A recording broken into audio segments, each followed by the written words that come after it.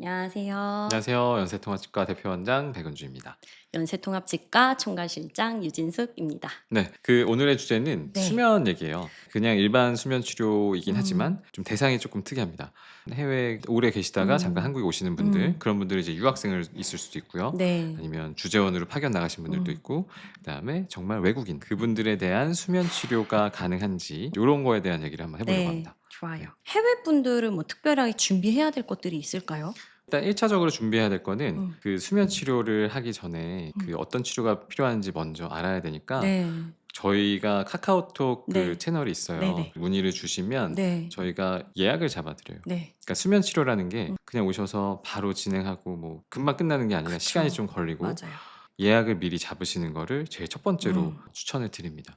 또 한 가지는 해외에 계신 분들이기 때문에 음. 한국에 계실 때는 보험이 있어요. 음. 국민건강보험. 해외에 나가게 되면 급여에 대한 게 정지가 되기 때문에 그쵸. 보장을 못 네. 받아요. 급여 정지 해제가 꼭 필요합니다. 음. 외국인 분들은 그게 사실 안 되죠. 여러 과정에서 필요한 외국인 번호, 여권이나 신분증에 있을 거예요. 네네. 그런 것들이 꼭 필요하니까 네. 그런 것들 같이 챙겨주시면 좋을 것 같습니다. 저희 사실 치료 내용이 수면으로 할 수 있는 게 너무 많잖아요. 다 할 수 있죠. 네. 뭐 스케일링이야 오시면 바로 바로. 당일날 가능하시니까 네네. 수면 치료하면서 다른 발치든 음. 좀 어려운 치료들을 할 때 스케일링을 그냥 하시면 돼요. 네. 가끔씩 입안이 구강 상태가 너무 안 음. 좋으셔서 잇몸 치료라는 게 필요하실 때가 음. 있어요. 그럴 때는 스케일링을 하고 나서 한 2-3일 정도 뒤에 한 번 더 입안을 음. 좀 마취하고 치료하는 경우가 있는데 음. 그때는 이 잇몸 치료만을 위해서 수면을 꼭 하실 필요는 없어요. 음. 그래서 이거는 네. 만약에 체류하시는 기간이 한 1주일 정도 되신다 그러면 네. 그냥 편하게 오셔서 잇몸 치료 정도는 받으셔도 될 것 같고, 음.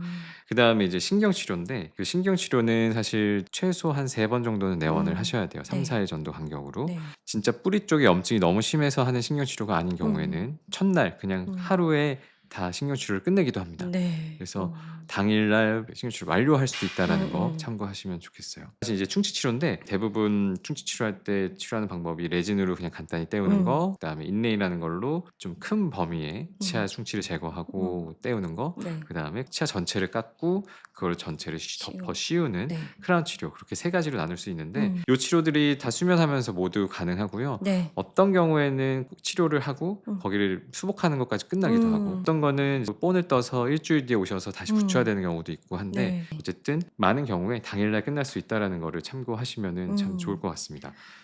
사실 사랑니 질문이 진짜 많아요. 그래서 사랑니 발치 같은 경우는 내원 당일에 저희가 그냥 다 뽑아 드려요. 근데 네. 이제 양쪽 위아래 4개가 사랑니가 있을 수 네. 있죠. 그거를 하루에 다 뽑을 수 있냐? 수면하면서 4개 다 뽑을 수 있습니다. 그쵸. 뽑고 나서의 그 후유증, 음. 한쪽으로 오는 것보다는 양쪽으로 음. 오는 게 더 힘들잖아요. 네네. 그거를 버텨낼 수 있을 자신만 네. 있으시면 음. 전혀 문제가 되진 않고요. 네. 대신에 R&D 같은 경우에는 이제 잇몸을 째 가지고 좀 수술 발치로 뽑는 경우가 네네. 꽤 있는데 한 4-5일 정도 있다가 꼬맨 거를 음. 제거를 하면 되긴 합니다만, 네. 출국 일정이 너무 빠듯하다, 네네. 그냥 가셔도 됩니다. 꼬매고 음. 나서 실 제거하는 거는 네. 이제 체류하시는 곳에 있는 근처 치과 음. 가셔서 끊으셔도 되고, 지금 이게 임플란트를 생각하고 오는 분도 꽤 많으세요. 임플란트 때문에 수면하시는 분들 정말 제일 많으시거든요. 많으시죠. 네. 그리고 거기에 플러스로 해외까지 체류하신다? 여러 가지로 생각할 게 좀 많으신데, 네. 그래서 이를 예전에 이미 뽑았어요. 음. 뽑고 한 2-3개월 지나면 뼈가 또 다 차거든요. 네. 그런 분들은 오시면 그냥 수면으로 바로 임플란트 심으시면 음. 돼요.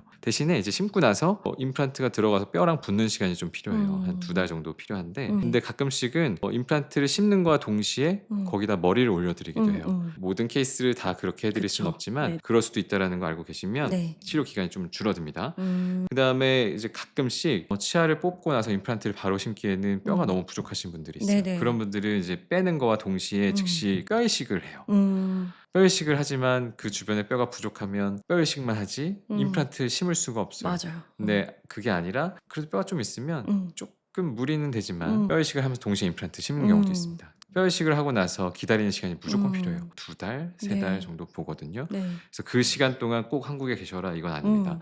그 시간 동안 다시 나가시는 거예요. 음. 그냥 체류하시다가 다시 한국에 오실 음. 일 있거나 조금 시간 내셔서 오셔서 하시면 음. 큰 무리 없이 진행하실 수 있습니다. 치과를 계속 오셔 가지고 뭔가를 검진받고 하실 필요는 없고, 음. 그 단위는 막 2달, 3달 이렇게 넓게 포진돼 음. 있어서 오시는 게 그렇게 부담스럽지는 않으실 겁니다. 음. 그래서 오늘 얘기는 요걸로 마무리를 하고요. 네. 다음번에 더 많은 얘기 나눴으면 하고요. 네, 감사합니다. 네. 감사합니다.